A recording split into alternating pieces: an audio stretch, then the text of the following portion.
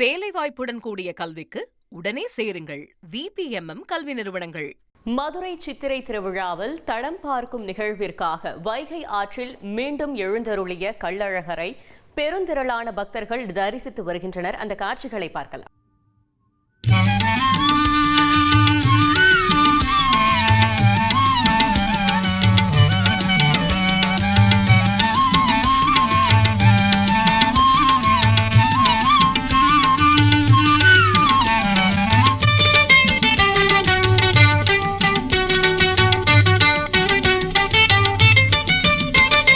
பராசக்தி அருள் புரியும் அறுபத்தூறு வாருங்கள், பராசக்தி அருள் புரியும் அறுபத்தூறு வாருங்கள், பாங்குடனே அன்னையவள் பரம் தருவாள் கேளுங்கள், அந்த பராசக்தி அருள் புரியும் அறுபத்தூறு வாருங்கள்.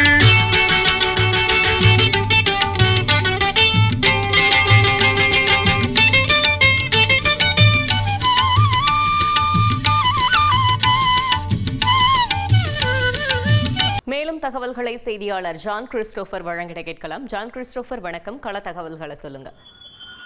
உலக பிரசித்தி பெற்ற மதுரை சித்திரை திருவிழா, கள்ளழகர் கோவில் சித்திரை திருவிழா கடந்த 8ஆம் தேதி தொடங்கி கோலாகலமாக நடைபெற்று வருகிறது. மண்டூக முனிவருக்கு சாப விமோசனம் அளிப்பதற்காக சுந்தரராஜ பெருமாள் கள்ளர் வேடமிட்டு மதுரை நோக்கி புறப்படாகினார். மதுரை 3 மாடி பகுதியில் இருந்து எதிர் சேவை நிகழ்வானது நடைபெற்றது. வழிநடுகிலும் பல்வேறு மண்டகப்படியில் எழுந்தறிய கள்ளழகர் நேற்று முன்தினம் அதிகாலை மதுரை வைகை ஆற்றில் லட்சக்கணக்கான பக்தர்களுக்கு முன்பாக எழுந்தறினார். மதுச்ச பகுதியில் உள்ள ராமராய மண்டகப்படியில் நேற்று முன்தினம் மதியம் தீர்த்தவாரி நிகழ்வும் நடைபெற்றது. பின்னர் பல்வேறு பகுதிகளில் மண்டபப்படிகளில் கள்ளழகர் எழுந்தருளினார்.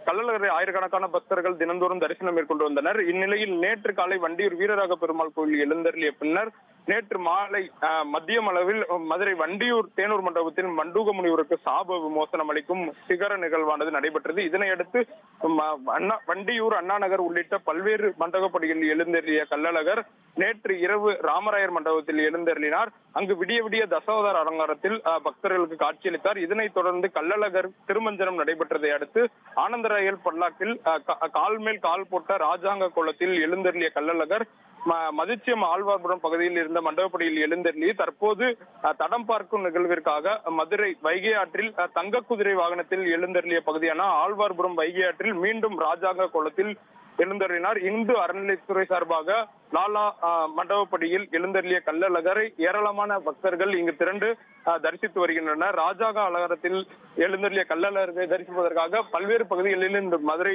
வைகையாற்று பகுதியில் மக்கள் திரண்டுள்ளனர். வைகையாற்றில் மீண்டும் கள்ளழகர்கள் எழுந்தருளிய போது வழிநடிகிலும் இருந்த பக்தர்கள் உட்பட அனைவரும் கோவிந்தா கோஷங்கள் ஏற்பட பிரார்த்தனை மேற்கொண்டனர். இதனைத் தொடர்ந்து மூங்கில் கடை தெரு, கோரிப்பாளையம், தல்லாகுளம் ஆகிய பகுதியில் உள்ள மண்டபப்படியில் எழுந்தருளி இன்று இரவு தல்லாகுளம் பகுதியில் உள்ள ராமநாதபுரம் மன்னர் சேதுபதி மண்டபத்தில் இரவு எழுந்தருளியுள்ளார். பின்னர் பூப்பல்லாக்கு நடைபெற்று அங்கிருந்து அழகர் கோவில் நோக்கி கள்ளழகர் புறப்பட இருக்கிறார். தகவல்களுக்கு நன்றி ஜான் கிறிஸ்டோபர்.